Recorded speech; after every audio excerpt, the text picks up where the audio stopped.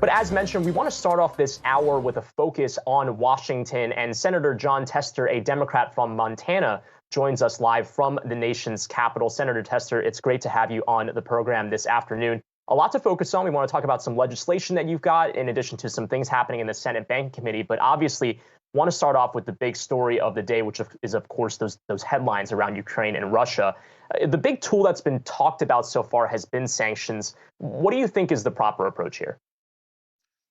Well, I think sanctions are absolutely the proper approach. I think that what Senator Menendez has worked on is can be effective.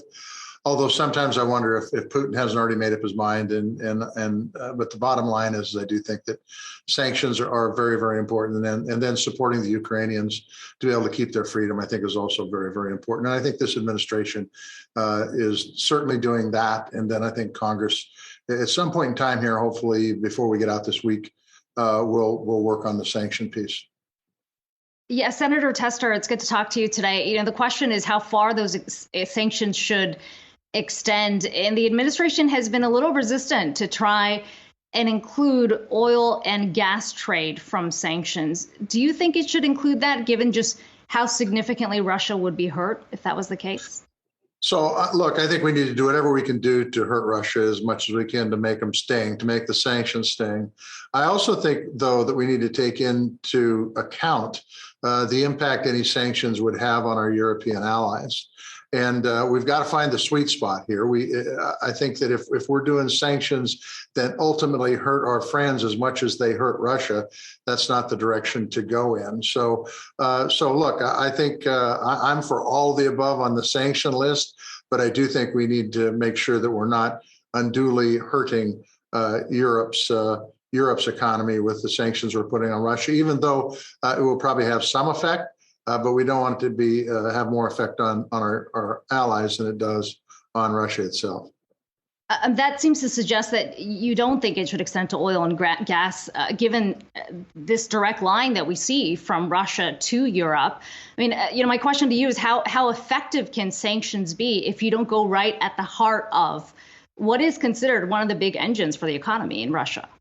Well, let me say this. It's not that I don't believe it should include oil and gas. I think we need to take into account any sanctions impact on Europe. And as I said earlier, if those sanctions have a bigger impact on Europe than they do on Russia, we need to take another look at it, because the sanctions need to be focused.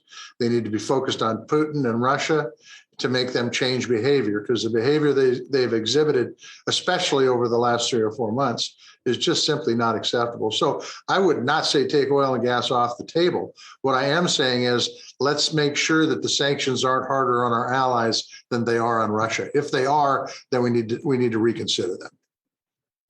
Senator Tester, I want to ask about the Senate Banking Committee issue of the day, which is, of course, the nominees that we have for the Federal Reserve from the Biden administration. 5 people at once that you'll be considering in your committee vote. I believe it is tomorrow morning.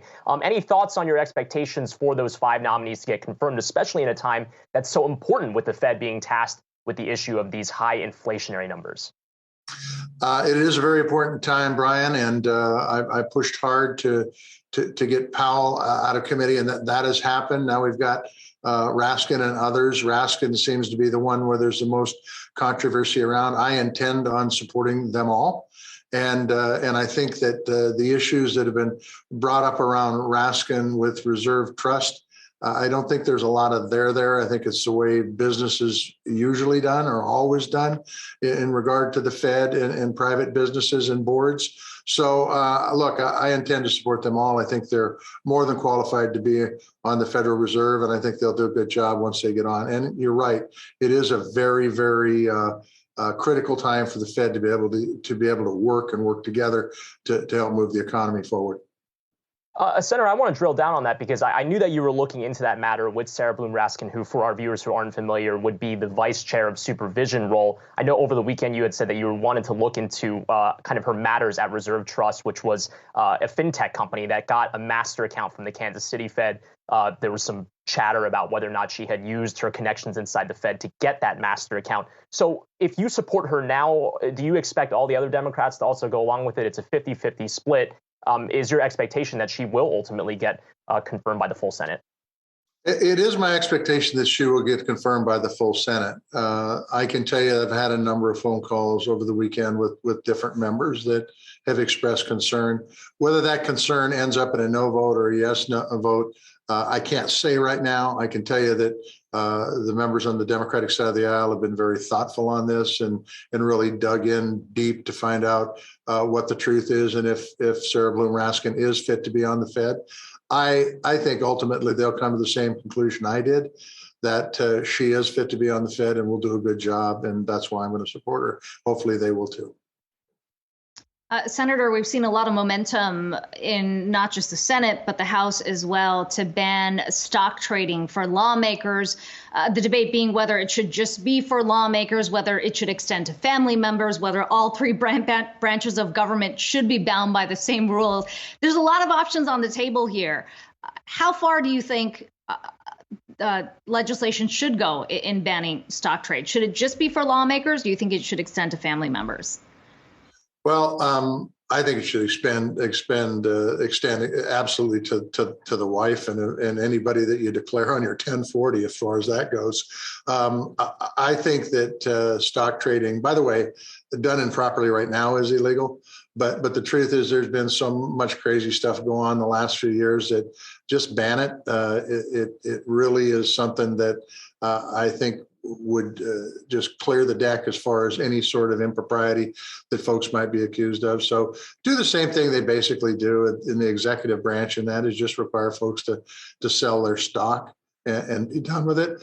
By the way, I don't believe it should be on a tax deferred basis either. I think we should be required to sell our stock, pay taxes on it, and be done with it. And Senator Tester, lastly here, I want to zone in on your proposed legislation on the right to repair farm equipment. Obviously, farmers are a very important part of your constituency. A lot of concerns about anti-competitive behavior for manufacturers that make it difficult for farmers to repair if their tools are broken. How does this bill kind of address that? And do you think that there are other things that need to be done in the theme of President Biden's competitive pro-competition agenda to fix these issues? So first of all, Brian, I approach this as a farmer because that's what I do in my real life. And I can tell you that because of technology, there's a lot of repairs, particularly small repairs, that can't be made because we don't have the software to determine what sensor went out. And these are repairs typically could take 15 minutes once you have the part. So all I'm doing is asking the manufacturers to give the farmer that software so that they can make those easy repairs. And by the way, those easy repairs sometimes will shut the tractor down or the combine or the baler, whatever you're using. And while storms are on the horizon, you're sitting there with a piece of equipment that doesn't work. So that's the first thing. I think it's fair. I think it'll help with farmers and ranchers, bottom line, those of us that are in production agriculture. And I think it's important for food security we do it. The second thing I think that we need to do is take a look at the packers. There's 4 packers that control 84% of this country's meat supply. That isn't capitalism. That's not competition. That's collusion.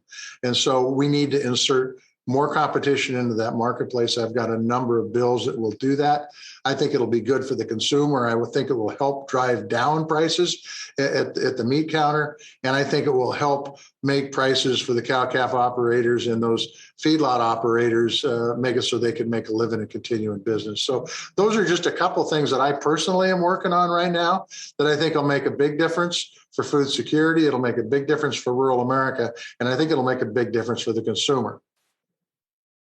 Well, Senator Tester, we hope to have you back on the show again soon with any updates on that front. Senator Jon Tester, a Democrat from Montana, good to talk to you today.